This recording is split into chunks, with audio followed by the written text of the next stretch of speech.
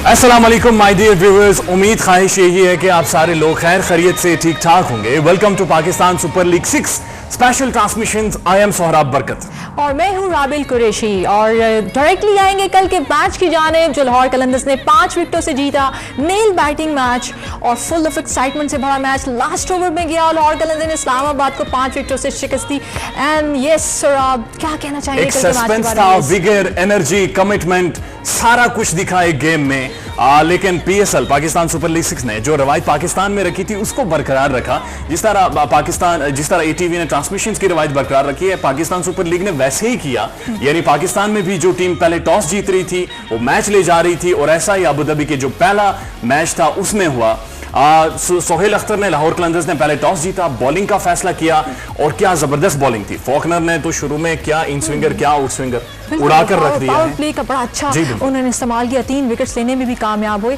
और साथ में आज से ही पीएसएल में डबल हेडर्स का भी आगाज हो जाएगा, जिसमें आज 2 मुकाबले होंगे। पहला मैच कराची किंग्स और मुल्तान सुल्तान के दरमियान खेला जाएगा, जबकि सेकंड मैच पेशावर ज़ल्मी और उसके बाद लाहौर एक बार फिर टकराएगा। इंटरेस्टिंग बात यह है कि लाहौर अभी जो पॉइंट्स टेबल है उसको टॉप कर रहा है, यानी 8 पॉइंट्स के साथ सरे फरिश्त है।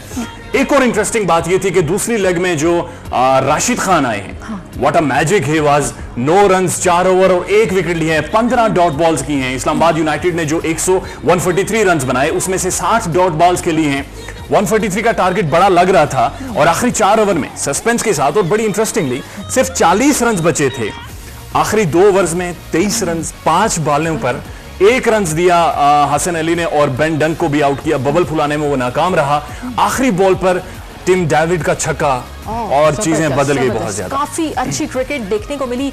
और कल जो हमारी प्रेडिक्शन भी थी सोहराब, आपकी प्रेडिक्शन गलत हुई, मेरी प्रेडिक्शन थी इस्लामाबाद यूनाइटेड, लेकिन अगर अच्छी बैटिंग थोड़ी हो सकती थी। लेकिन चलें, एक और दिलचस्प बात यह है कि आज आप पूरे पाकिस्तान के अखबारात उठा लें, पाकिस्तान के एनालिसिस सुने। हमारे स्टूडियो में बैठे जो लोग हैं ये भी सारे ये डिस्कस कर रहे थे, और सारी लान तान सारा क्रिटिसिज्म शादाब खान के ऊपर है। जनाब, आपका 1 ओवर बाकी था, आप रेगुलर बॉलर हैं, आप जबरदस्त बॉलर हैं, आप जबरदस्त स्पिनर हैं, आपने क्यों हुसैन तलत को बॉलिंग दी?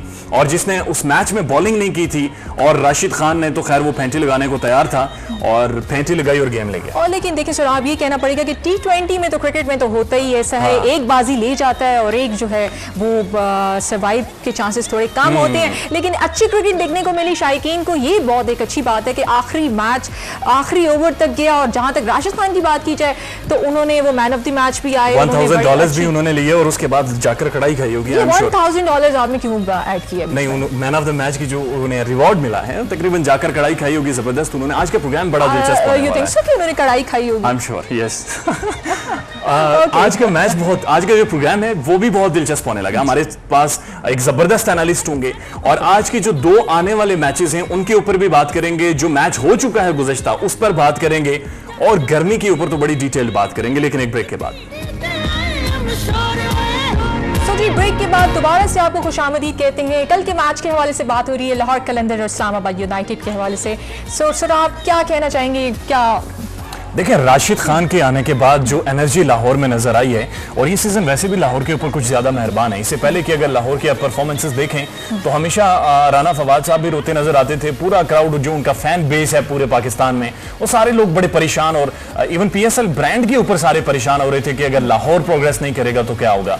लेकिन अभी वो पॉइंट्स टेबल के टॉप पे है। They are the king, they are the captain of the ship, Pakistan super league 6। और हमारे साथ मौजूद हैं जी फर्स्ट क्लास क्रिकेटर हैं, प्रोमिनेंट जर्नलिस्ट हैं, क्रिकेट को समझते हैं, क्रिकेट के ऊपर बात करते हैं, खुद खेलते रहे, जनाब काशिफ मजीद साहब। अस्सलाम वालेकुम सर। वालेकुम सलाम सर। खैरियत से हैं? ठीक ठाक हैं माशाल्लाह। स्मार्ट हो गया रमजान के बाद सर, बस आपकी दुआ। और इनके साथ मौजूद हैं जी एक और बड़े प्रोमिनेंट जर्नलिस्ट है, ग्रास रूट से क्रिकेट को कवर किया है इन्होंने। पीसीबी पाकिस्तान क्रिकेट बोर्ड की बीट्स और फ्रेंचाइजीज को डायरेक्टली कवर करते हैं, उनके साथ कॉन्टेक्ट्स में रहते हैं। जनाब शिराजी साहब हमारे साथ मौजूद हैं। अस्सलाम वालेकुम सर। वालेकुम अस्सलाम। शिराजी साहब ठीक हैं? मौला का खैरियत से हैं? एकदम। What's your first take on जो कल की गेम थी? यार, एट द एंड मैं तो ये कहूँगा कि इस्लामाबाद हारा है, लाहौर जीता नहीं। ठीक है, what's your take? I think Shadab बहुत ज़्यादा अपने आप को बचा गए।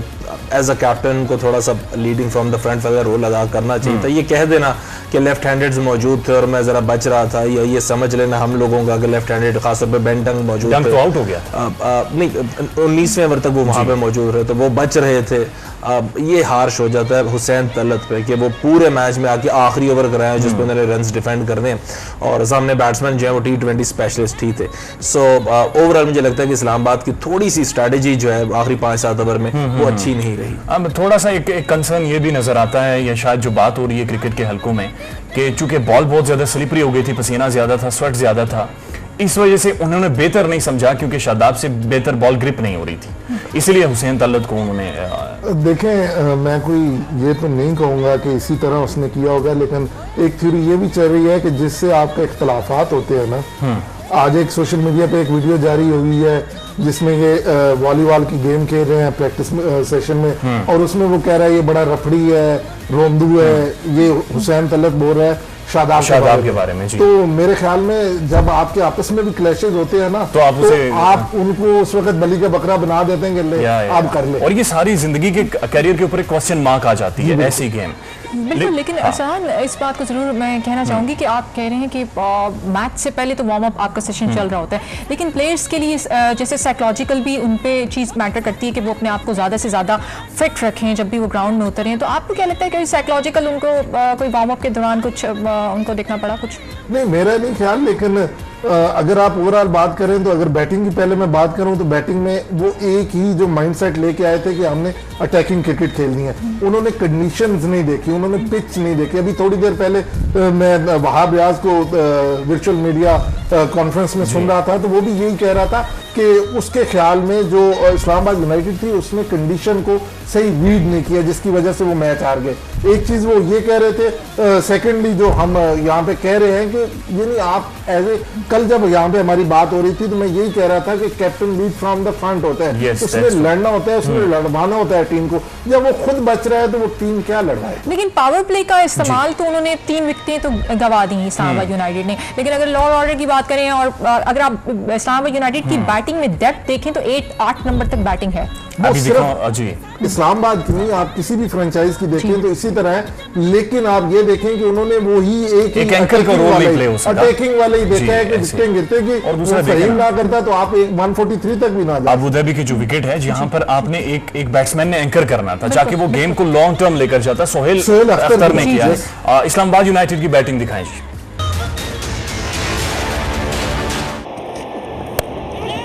That one stopped in the air and dropped. Up in the air, but safely in the gap. Takes the liberty, jumps out of the crease. That's hit smartly enough for 6. I think that goes on. Starts off with a very, very juicy, fruity. Another full-length delivery. That's gone through straight mid-wicket for 4. Beautiful. Nice shot. Shot, beautifully played.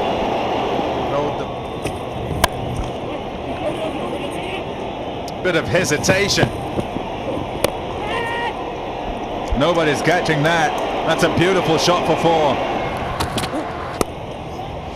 Up and over, and it's gone far enough. Goes straight onto the Toblerone, straight onto those.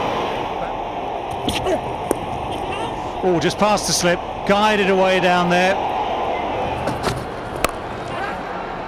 Catch it was the call.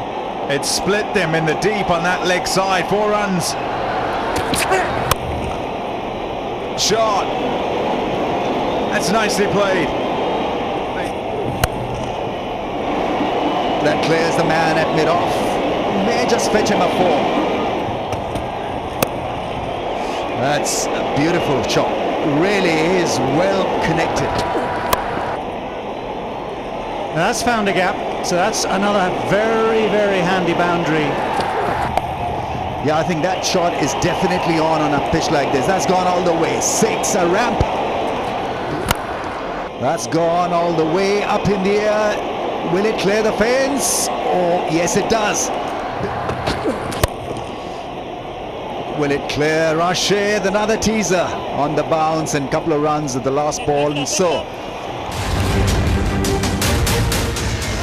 34 degree temperature था जी जब match शुरू हुआ, और गर्मी के बारे में बहुत ज्यादा बहस हो रही है क्योंकि ये टाइम नहीं है जब अबू धाबी में क्रिकेट खेली जाती है, मोस्टली स्प्रिंग या विंटर में जाकर गेम खेली जाती है। लेकिन जब इस्लामाबाद ने पहले बैटिंग की, नो डाउट एक बड़ा जबरदस्त बॉलिंग ऑर्डर को उन्होंने फेस करना था, और उसके साथ इंटरेस्टिंग बात यह है कि 93 पर 7 खिलाड़ी आउट हो गए थे, उस तरह से जिस तरह करी ऑन किया फहीम अशरफ ने लेटर ऑन जाकर। एक एंकर का रोल प्ले करना चाहिए था, अगर कंडीशंस जिस तरह शिराजी साहब बात कर रहे हैं नहीं भी रीड की थी तो बाद में जाकर एडजस्ट कर लेना चाहिए था कि 7 विकेट्स दे आए आप 14 ओवर्स में सिर्फ 93 रन। ये डिपेंड ये करता है कि ये रोल टीम में दिया किसको गया। इफ्तिखार के पास ये रोल है, हुसैन तलत के पास ये रोल है, या फिर कोई इस क्लास का बैट्समैन मौजूद है जो हर सरफेस पे प्रॉपर क्रिकेटिंग शॉट्स है वो खेल सके। मैं आज कराची की टीम को देख रहा था तो मुझे वहाँ पे मार्टिन गप्टिल नजर आ रहे थे अगेंस्ट स्पिनर्स। मेरा नहीं ख्याल वो बहुत अच्छा खेल पाए, लेकिन वहीं पे बाबर आजम भी मौजूद है। आपको पता है वो 20 ओवर आराम से बारी कर लेते हैं, और स्टैटिस्टिकली अगर देखा जाए तो हर दूसरे मैच में वो उनका 50 है और वो 37-36 के अंदर 50 मुल्तान में रिजवान है। तो देखिए जब हम टीम सिलेक्शन की बात करते हैं तो ये प्रॉपर टीम थी जो कराची के कंडीशंस में खेलती और किसी के खिलाफ भी बड़ा अच्छा परफॉर्म कर देती। कल का जो सरफेस था उस पे अगर मैच हो रहा है और उस पे अगर किसी ने बैटिंग करनी है तो उसको टेक्निकली बहुत ज्यादा करेक्ट बैट्समैन होना होगा, वरना उस सरफेस पे आसान नहीं है। क्योंकि राशिद खान जैसा स्पिनर भी मौजूद है। आई डाउट के कल वाली जो लाइनअप थी उनमें से बहुत सौ ने पहली दफा राशिद खान को खेला होगा, और अगर पहली दफा खेला होगा और पहली दफा अगर आप उनको जज कर जाए और इस तरह के सरफेस पे जहां पे उनको ग्रिप भी मिल रहा है, जहां पे बाउंस भी मिल रहा है, राशिद खान पकड़ाई नहीं देते। और आपने कल देखा कि 4 ओवर में 9 रन और आउट भी होने लगे। सो आई थिंक इस्लामाबाद यूनाइटेड का वो जो मंत्रा था कि ऑल आउट अटैक करेंगे, क्योंकि 10 तक 11 तक उनके पास बैटिंग है, ये हर जगह नहीं चलेगा। कहीं पे एक प्रॉपर क्रिकेटर, प्रॉपर बैट्समैन चाहिए। एक और रबेल बड़े इंटरेस्टिंग स्टैट्स ये हैं कि जो राशिद खान है उन्होंने 4 ओवर्स में 9 रन देकर 1 आउट किया है, और अभी तक ये 5 बार इंटरनेशनल क्रिकेट में कर चुके हैं, T20 क्रिकेट में कर चुके हैं। सबसे ज्यादा जो हैं सुनील नारायण हैं, उन्होंने 12 दफा 4 ओवर्स में 10 से कम रन दिए हैं, और साम्यूल बद्री हैं वेस्ट इंडीज के जिन्होंने तकरीबन 7 बार अपने पूरे स्पेल में 10 से कम रन दिए हैं। अभी फॉल ऑफ विकेट्स देखते हैं और जब वापस आते हैं तो फिर बात करते हैं।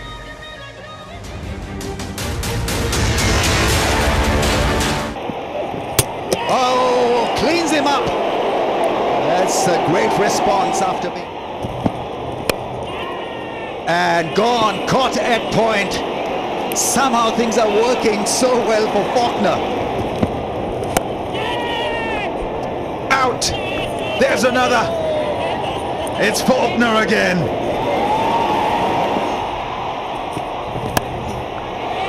Pace on it, and he gets the wicket. It didn't. Well, there's one attempt at a big hit, and that shows exactly the dangers of trying Khan. Oh, got him! Bowled him! Looking to smash it down the ground, made out.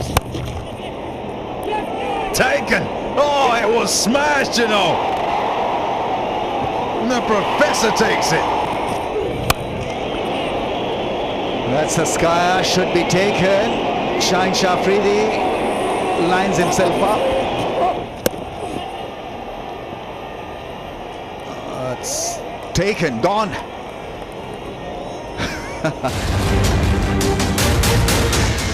And that's all. James Faulkner is the point of debate. आज जबरदस्त pick है, आपने खुद भी coaching की हुई मेरे ख्याल में, काफी सारी आप कोच रही हैं। So do you know कि कैसे बॉल को उसने इन स्विंग या आउट स्विंग किया है? Do you have any idea? Actually बात ये सुराब कि एक तो स्लो विकेट था, उसमें जेम्स फॉकनर ने काफ़ी अच्छी बॉलिंग की, और स्लो कर रहे थे विकेट, ज़्यादा उनकी कोशिश थी कि स्लो बॉल करें ताकि वो लेग कटर ज़्यादा कर रहे थे, ऑफ कटर ज़्यादा कर रहे थे। उसकी वजह से मुनरो को आपने देखा कि वो जल्दी रिसीव हुए।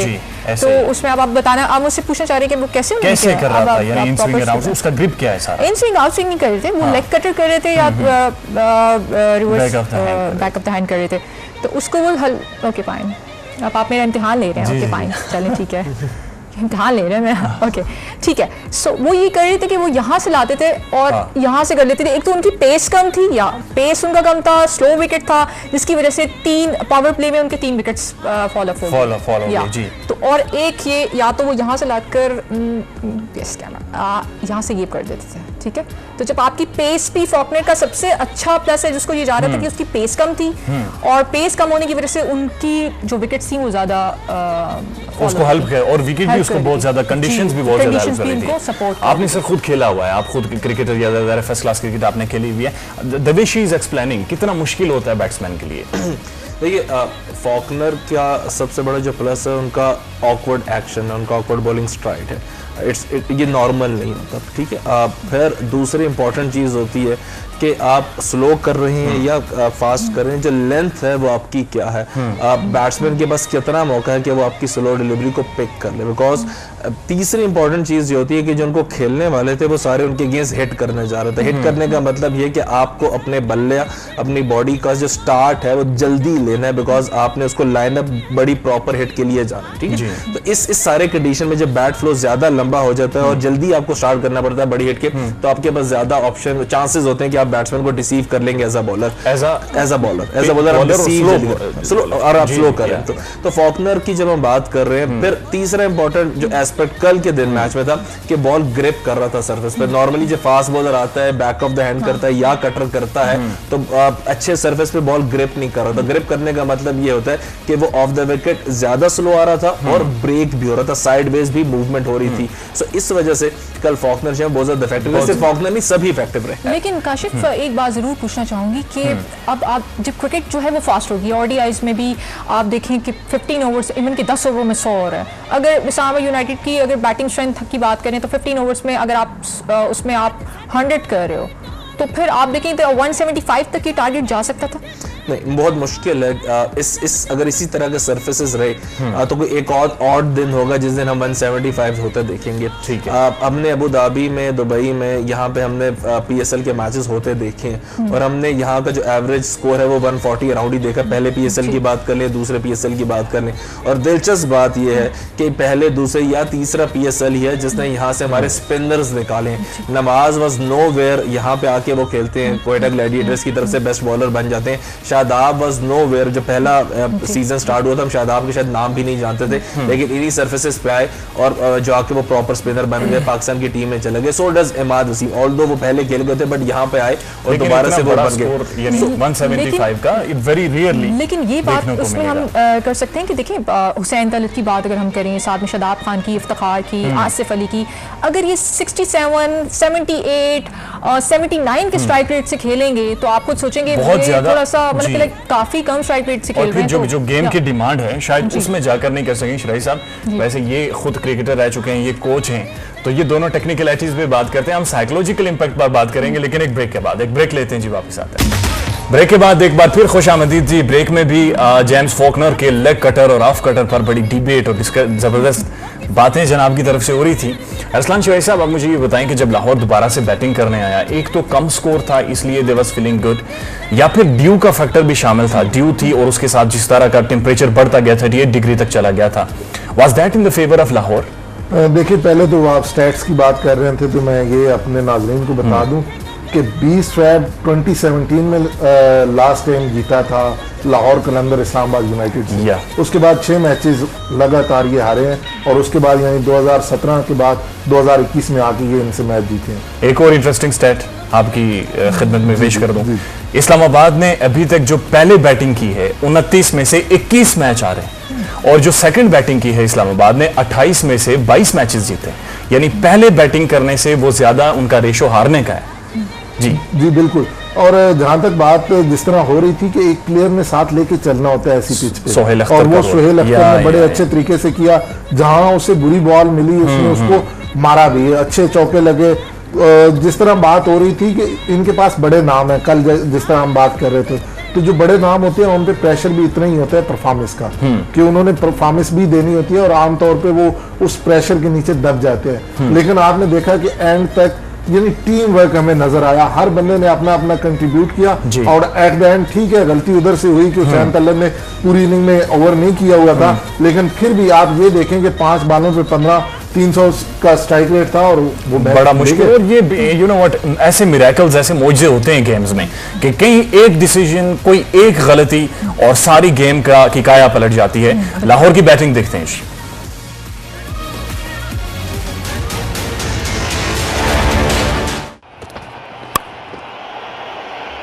Gets off to a cracking start. A little bit of width, sliced over point for 4. Ah, neatly done. What a good shot that is. Stump. Shot and wide over the infield for 4.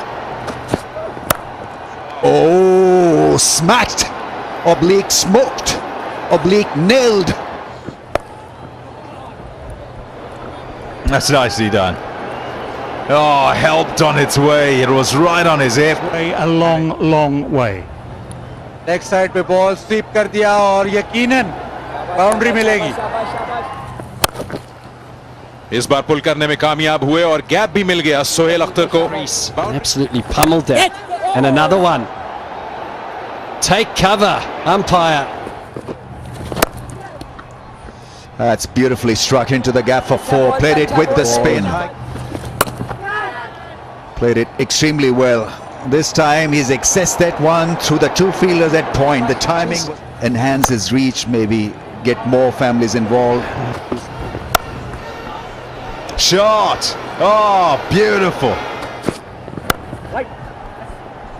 Oh, nicely nudged. Nudged for 4. It's a cracking shot there from Dunk. Nothing.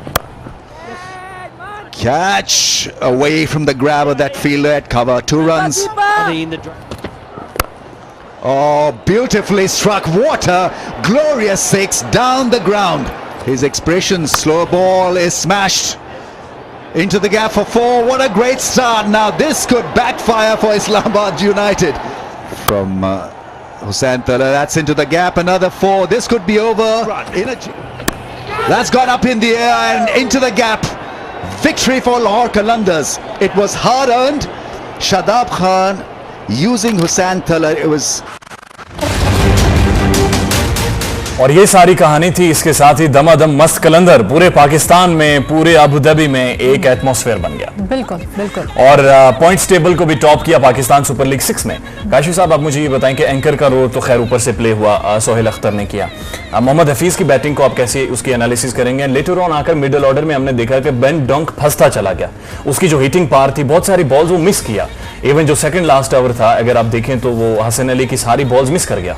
So how you analyze this batting lineup overall? देखिए, कल के match का जिक्र करें तो लाहौर कलंदर्स की जो जीत है उसमें बहुत बड़ा रोल मोहम्मद हफीज और सोहेल अख्तर का. सोहेल अख्तर ने नो डाउट जो पावर प्ले उसका अच्छा इस्तेमाल कर लिया और बाद में बॉल ग्रिप अच्छा नहीं हुआ. ना फवाद से अच्छा ग्रिप हुआ, ना शादाब से अच्छा हुआ, बिकॉज लेग स्पिन एक वैसे ही बड़ा मुश्किल आर्ट है और उस ऊपर से अगर बॉल भी गीला हो जाए तो बॉल को ग्रिप करना बड़ा मुश्किल हो जाता है. और इन्हीं दोनों पे सोहेल के जो है वो चौके भी हमें नजर आते हैं. फुल टॉस गेंद हो गई फवाद की, 2 जो है वो हाफ ट्रैकर शादाब ने कर दिए.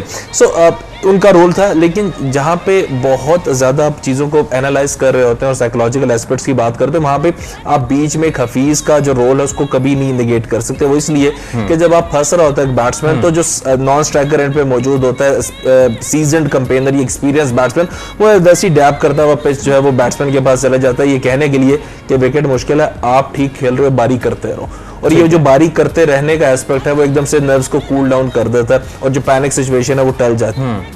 कल भी हमने देखा जो हफीज के शॉट्स थे वो सारे क्रिकेटिंग शॉट्स थे. शादाब एक एक्स्ट्रा ओवर बड़ा अच्छा मारा, एक कट बहुत अच्छा खेला, एक पुल अच्छा खेल दिया.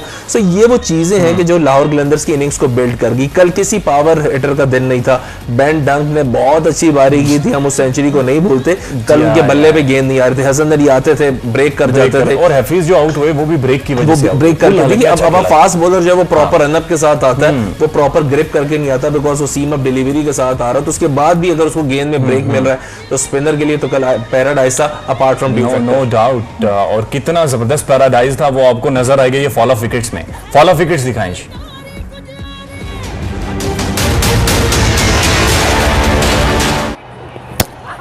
Bowled him, crossed the line and hitting the stumps. Zingers lit up and so. Shadab की गुगली इस दफा फैजान नहीं रीड कर सके, निकल के मार रही शॉट.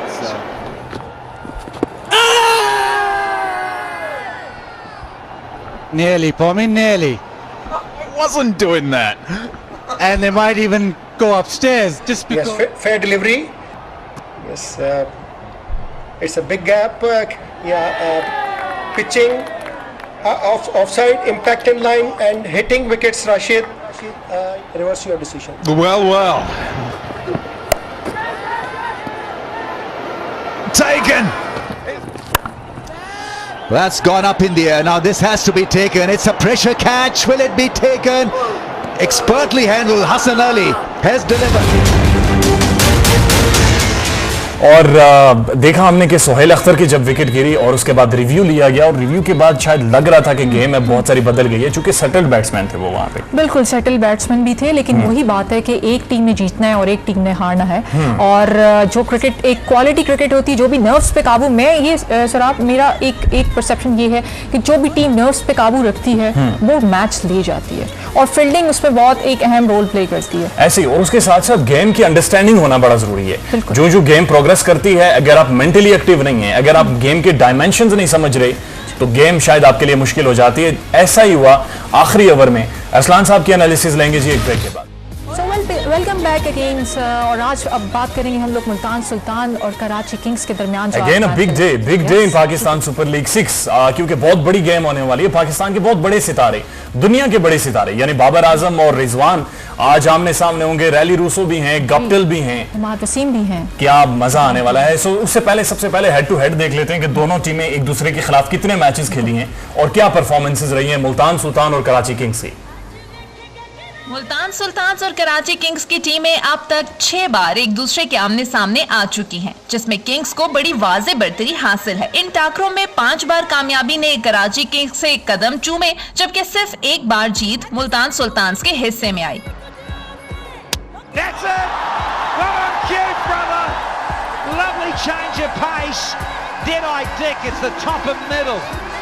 कराची किंग्स का सुल्तान के खिलाफ ज्यादा से ज्यादा स्कोर 198 रन है, जबकि मुल्तान ने कराची के खिलाफ ज्यादा से ज्यादा 195 रन स्कोर कर रखे हैं। अब बात करें अगर कम से कम स्कोर की, तो कराची का मुल्तान के खिलाफ लोएस्ट टोटल 120 रन है, जबकि सुल्तान ने कराची के खिलाफ कम से कम स्कोर 102 रन बना रखे हैं। शाहनवाज धानी नजर आए और एक बड़ी जबरदस्त पिक है। ये एक बड़े ही मुतवासत तबके से इनका ताल्लुक है और बड़े जबरदस्त शाइनिंग क्रिकेटर निकले हैं। काशिफ साहब मुझे ये बताएं कि मैक्सिमम टेम्परेचर कितने में आपने क्रिकेट खेली है? इस्लामाबाद में हमारा लीग का फाइनल था 49 डिग्री सेंटीग्रेड, 3 जुलाई को जब पीक पर था पाकिस्तान में मौसम। तो how difficult is for a batsman जब आप पूरी किट करके आते हैं? वहां पर तो अभी 36 डिग्री सेंटीग्रेड होगा रात को, या फिर 38 डिग्री सेंटीग्रेड होगा।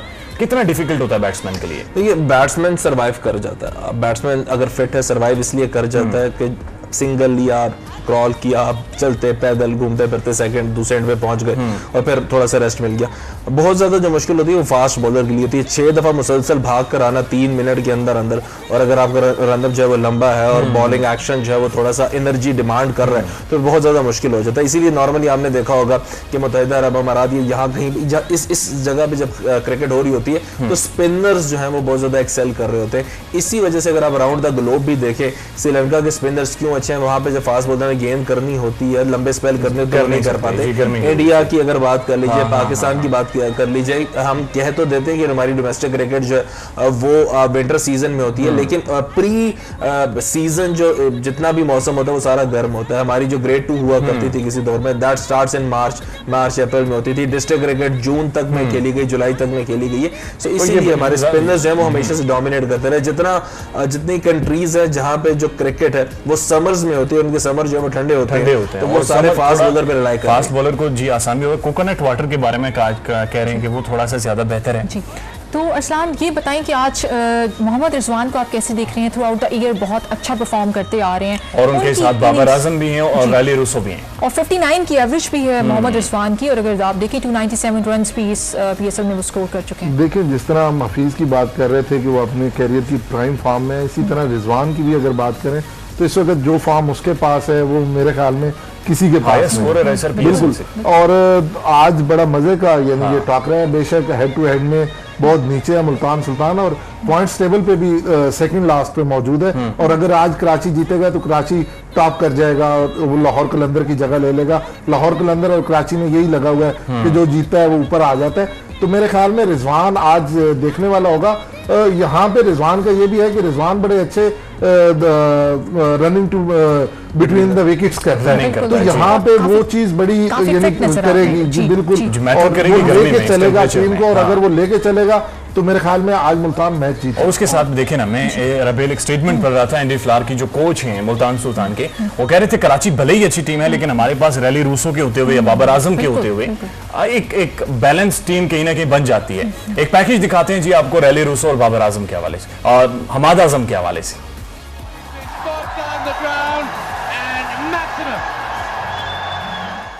मुल्तान सुल्तान्स के स्क्वाड में प्लेयर्स तो अच्छे शामिल हैं, लेकिन इस सीजन में सुल्तान्स अभी तक डिलीवर नहीं कर पाई। रैली रोसो मुल्तान के ऐसे प्लेयर हैं जो वन मैन आर्मी के तौर पर गेम का नक्शा यकसर बदल सकते हैं। रोसो पीएसएल में अब तक 45 मैचेस खेल चुके हैं, जिनमें उन्होंने 131 के स्ट्राइक रेट से 1012 रन बनाए हैं। इसके अलावा मुल्तान की तरफ से इस बार ऑलराउंडर हमाद आजम भी खेल रहे हैं। वो बॉलिंग और बैटिंग दोनों में ही अपनी टीम के लिए एक अहम हथियार साबित हो सकते हैं। और ये देखें, यानी ये दोनों की परफॉर्मेंस अगर सामने आ जाती है तो बहुत सारी चीजें बदल जाएंगी। लेकिन दूसरी तरफ अगर हम देखें तो बाबर आजम है और उसके बाद शर्जील हैं, फिर मार्टिन गप्टिल न्यूजीलैंड से आए हैं। व्हाट अ स्टाइलिश और क्या कमाल का क्रिज्मेटिक उसकी पर्सनालिटी है गप्टिल की। चलेगा। गप्टिल बड़े अरसे बाद इस इलाके में आए हैं वापस। न्यूजीलैंड के साथ आए थे तो फिर उसके बाद बहुत अरसा हो गया उनको आए हुए। जब आप यूएई आते हैं तो अभी हम जब ऑफ एयर बात कर रहे थे, हमने किसी बड़े प्लेयर को यहाँ पे नहीं चलने दिया। हमने एबी डिविलियर्स से रन नहीं करवाए, क्रिस गेल आए उन्होंने रन नहीं किए, कुमार संगाकारा कुछ अरसा चले थे बिकॉज वो इसी इलाके के रहने वाले। गोरा जब भी यहाँ पे आता है स्ट्रगल करता हुआ नजर आता है। उसने इतनी क्वालिटी स्पिन और इतनी अबंडेंस में नहीं देखी होती। अगर कोई एक आध बॉलर उनके पास अच्छा है भी तो आप 4 ओवर गुजार के बाकी की 16 ओवर खेल लेते, लेकिन अबंडेंस में हर टीम के पास 2 से 3 अच्छे स्पिनर हैं। जो पार्ट टाइमर्स हैं वो भी बड़े जबरदस्त हैं। अभी मुल्तान की हम बात कर रहे थे कि आज गलती से उनकी 5 बजे बॉलिंग आ गई और इमरान ताहिर और उस्मान गाजिर अपनी फॉर्म में हो तो वो तो 8 ओवर नहीं पकड़ाई देंगे। और इसका मतलब है कि बाकी जो 12 ओवर उसमें सोहेल तनवीर तीसरे स्पिनर भी हो सकते हैं और इरफान भी हो सकते हैं। सो बड़ा अच्छा बॉलिंग लाइनअप है अगर पहले बॉलिंग कर लेती है मुल्तान सुल्तान की टीम। मेरे ख्याल में 8 बजे मैच है आज 8 बजे मैच होना है और उस वक्त भी टेम्परेचर काफी खासा हाई होगा। बिल्कुल टेम्परेचर काफ़ी हाई होगा। काशिफ आपसे सवाल करना चाहूंगी कि मोहम्मद आमिर के हवाले से है, क्योंकि बाबर आजम की आपने ट्वीट भी देखी। करेक्शन जी 6 बजे मैच होगा। 6 बजे ठीक जी। बाबर आजम ने ट्वीट भी की मोहम्मद आमिर के हवाले से कि काफ़ी अच्छा उन्होंने फीडबैक भी दिया। आमिर को आप किस तरह से देख रहे हैं आगे वर्ल्ड कप के लिए भी, और क्या फ्यूचर देख रहे हैं उनका पाकिस्तान टीम में आप एज अ पेसर? देखिए, आमिर ने अपने फ्यूचर के हवाले से खुद डिसीजन लिया, किसी का डिसीजन नहीं है। उनकी परफॉर्मेंस का डिसीजन नहीं है, उनकी फिटनेस का डिसीजन नहीं है, उनका साइकोलॉजिकल एस्पेक्ट था जिसको वो कोप अप नहीं कर पा रहे थे। जितना मुझे समझ है या जितना मुझे पता लगा है, जो मैनेजमेंट है वो आमिर से डिमांड कर रही थी कि वो तेज बॉलिंग करें। आमिर की फिजिकल कंडीशन अब वैसी नहीं रही। 5 साल का गैप बहुत ज्यादा होता है और उसके बाद 5 साल के बाद जब वो वापस आए तो हमने उन्हें हर सरफेस पे हर टीम के खिलाफ और हर फॉर्मेट में खिला दिया लगातार, और मुसलसल खेलने के बाद उनको खुद से अंदाजा हो गया वो नहीं चल सकते। देखिए, एक हर शख्स की एक अपनी फील होती है। आमिर ने अपनी फील बहुत पहले बता दी थी कि वो टेस्ट क्रिकेट में 5 दिन तेज गेंदें नहीं कर सकते। हमने रिसेंटली भी अगर आमिर को देखा है तो मेरा ख्याल है कि वो एक तेज तरार किस्म के चालाक किस्म के बॉलर के तौर पे ज्यादा नजर आए। पहले वो स्विंग बॉलर और फास्ट बॉलर थे, अब स्लो वेरिएशंस के साथ स्लो बॉल्स के साथ वो आउट करते हैं। लेकिन बड़ी पॉजिटिव ट्वीट बाबर आजम की रही है उनके लिए, तो किस तरह से वो इस चीज को कॉप अप? देखिए, बाबर आजम ने उस प्लेयर के जरिए से मैचेस जीतने। बाबर आजम और वो एक टीम में मौजूद हैं। ये साइकोलॉजिकल एस्पेक्ट हम ऑस्ट्रेलिया के दौर से देखते आ रहे हैं कि यहाँ से पाकिस्तान की टीम रवाना नहीं है, वहां से अंदर मैगरा और शेरवान ने कह दिया कि सईद और इंजमाम हमारे निशाने पे हैं, किसी बैट्समैन ने कह दिया कि शोएब अख्तर को नहीं हम चलने देंगे। तो ये अपनी टीम के प्लेयर्स को उठाना होता है। किसी दौर में कि मैं सचिन को आउट करूंगा, और हमने देखा है 99 पर बहुत बार आउट हुआ है। लेकिन आज की जो अहम इनिंग्स देखने को जिसको देखने के लिए लोग तैयार हैं वो हैं बाबर आजम, शर्जील खान मेगा हिटर और उनके साथ मार्टिन गप्टिल। इनके ऊपर एक पैकेज देखते हैं, फिर वापस आते हैं।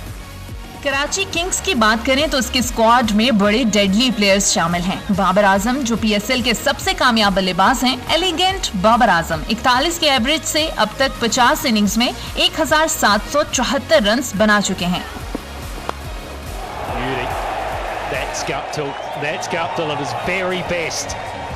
किंग्स को मार्टिन गप्टिल की खिदमात भी हासिल हैं। 30 साल गप्टिल 102 इंटरनेशनल T20 मैचेस खेलने का तजुर्बा रखते हैं। वो इन मैचेस में 2 सेंचुरियां और 17 निस्फ सेंचुरियां बना चुके हैं और उनका स्ट्राइक रेट 137 है। Full outside off and top. Kings के master blaster Sharjeel Khan bowlers के लिए खौफ का निशान है। पीएसएल की 28 इनिंग्स में उनका स्ट्राइक रेट 150 है, यानी अगर वो चलते हैं तो फिर मैच एकतरफा भी हो सकता है। बिल्कुल, इनमें से तीनों में से कोई भी चलता है तो मैच यकीनन वन साइडेड हो जाएगा। असलान शिराई साहब, what's your take on Martin Guptill? देखें, जिस तरह पहले बात हो रही थी, no doubt a big man, big player, लेकिन यहाँ पे मुश्किल हो जाएगा उसके लिए, नहीं चलेगा, मुश्किल हो जाएगा यार। ये यानी इतने बड़े नाम हो, इन पे एक तो प्रेशर होता है वैसे परफॉर्मेंस देने का, दूसरा फिर इस तरह की पिचेस अगर आप और इस तरह के प्लेयर दूसरी साइड पे अभी इस मैच की अगर बात करें तो कादर को खेलना बड़ा मुश्किल हो जाएगा उनके लिए। तो इन पिचेस पे वैसे अगर कोई और पिचेस होती तो मे बी वो कुछ तरीका निकाल लेते, यहाँ पे बड़ा मुश्किल होगा। और उसके साथ देखें राफेल, दूसरा जो मैच है वो भी बड़ा दिलचस्प है। लाहौर एक बार फिर जनाब पेशावर ज़ल्मी के खिलाफ है। ब्रेक ले लें, एक ब्रेक लेते हैं और फिर वापस आते हैं। और जी, ब्रेक के बाद एक बार फिर खुश आमदीद, और आज बहुत सारी क्रिकेट होने वाली है। I am very excited. Pakistan में अगर लोड शेडिंग ना हुई तो यकीनन आप बेहतरीन क्रिकेट से आज जरूर महसूस होने वाले, बल्कि पुरकैफ आप महसूस करेंगे। आज तो 2 मैचेस भी हैं। जी। और जो दूसरा मैच है वो बहुत इंटरेस्टिंग है, यानी लाहौर जो इस वक्त एक विनिंग स्ट्रीक बना हुआ है वो टकराएगा जनाब पेशावर ज़ल्मी के साथ। लेकिन सबसे पहले हेड टू हेड देख लेते हैं जी इन दोनों टीम्स का।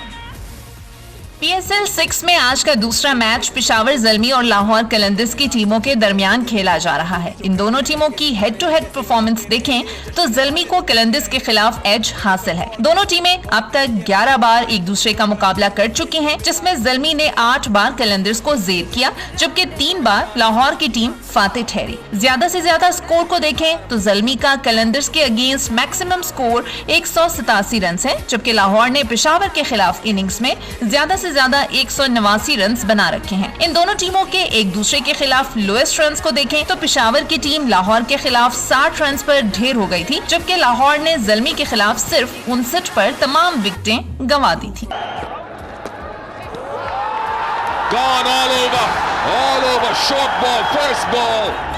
अगर आप देखें तो फिडेल एडवर्ड्स की वापसी हुई है और बड़े जबरदस्त और बहुत बड़ा स्टार है वेस्ट इंडीज का। असलान शिराई साहब, आप मुझे ये बताएं कि कितना ज्यादा साइकोलॉजिकल एज होगा एक तो लाहौर को, और दूसरी चीज कामरान अकमल के होते हुए, डेविड मिलर के होते हुए, कैडमोर के होते हुए, वहाब रियाज के होते हुए, एक घाक किस्म के खिलाड़ी हैं। किस तरह का गेम आप देख रहे हैं आज? देखिए, अभी मैं जैसे पहले बता रहा था कि वहाब की अभी थोड़ी देर पहले जो प्रेस कॉन्फ्रेंस थी उसमें भी यही बात हम उससे पूछ रहे थे कि जो आखिरी कराची लेग का मैच हुआ था इन दोनों टीमों के दरमियान, तो वो मैच लो स्कोरिंग था, लेकिन वो लाहौर कलंदर जीत गई थी जी।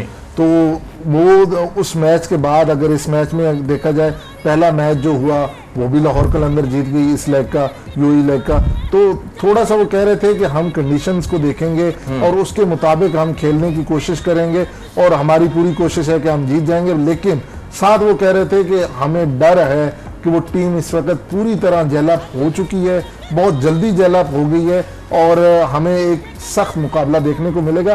साथ वो कह रहे थे कि अगर हम पहले खेलें और 160 से 170 कर गए तो मैच हम विन करें। अच्छा, 160-70 तभी मुमकिन है जब कामरान अकमल और डेविड मिलर के बल्ले आज आग उगलते नजर आए एक बड़ी शदीद गर्मी के मौसम में आबू धाबी में। एक पैकेज देखते हैं जी कामरान अकमल और डेविड मिलर के ऊपर।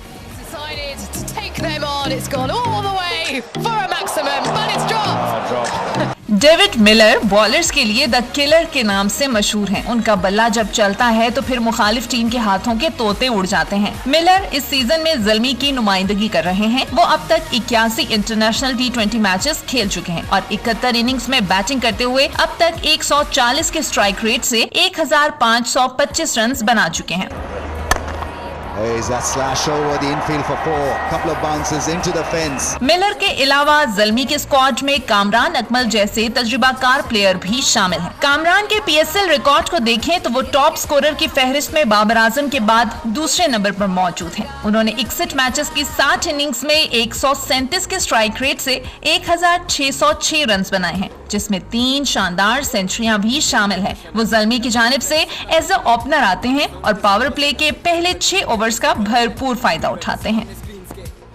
काशिफ मजीद साहब, अगर आप बॉलर होते, इस तरह की बैटिंग लाइनअप होती, कामरान अकमल हैं, डेविड मिलर हैं, कैडमोर हैं और ये सारे लोग हैं, एक एक बैट्समैन को आप फोकस करके प्लान करते या फिर ओवरऑल पूरी बैटिंग लाइनअप को देखते हुए? मेरे ख्याल में उनसे सुलह कर लेता कि भाई आप मामला सेटल कर ले। मामला सेटल, मुझे आप सिंगल कर ले, बाकी बॉलरों को आप जो नहीं, अगर दोनों खेल रहे होते तो दोनों तो जाहिर है ना सिंगल करते।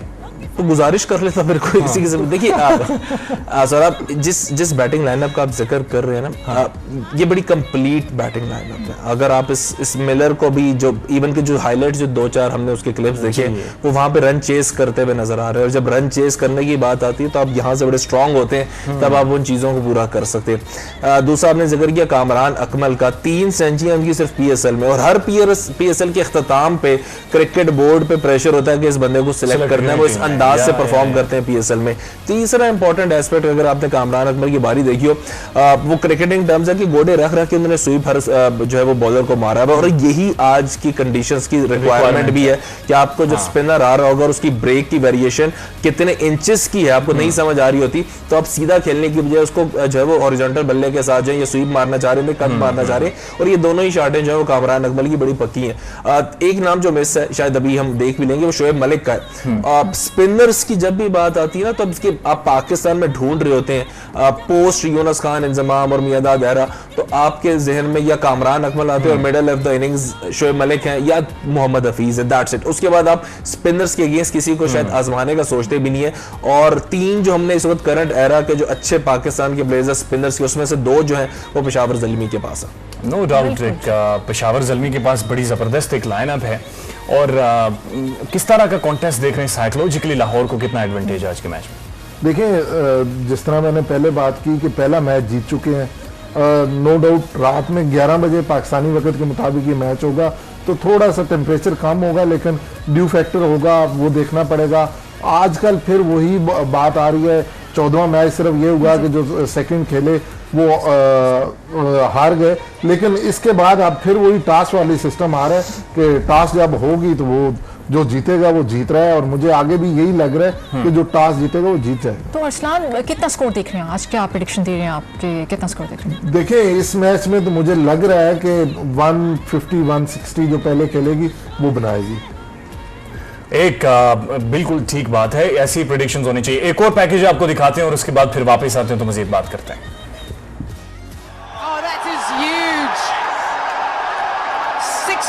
पीएसएल सीजन 6 में लाहौर कलंदर्स का स्क्वाड खासा बैलेंस्ड नजर आता है। बैटिंग में फखर जमान क्या कर सकते हैं, ये किसी से ढका छुपा नहीं। ओपनर के तौर पर वो मुखालिफ टीम को पहले 6 ओवर्स में खासा नुकसान पहुंचाते हैं। मिडिल ऑर्डर में लाहौर के पास मोहम्मद हफीज शामिल हैं, जो अपनी क्लासी शॉट से रन्स की मशीन बन जाते हैं।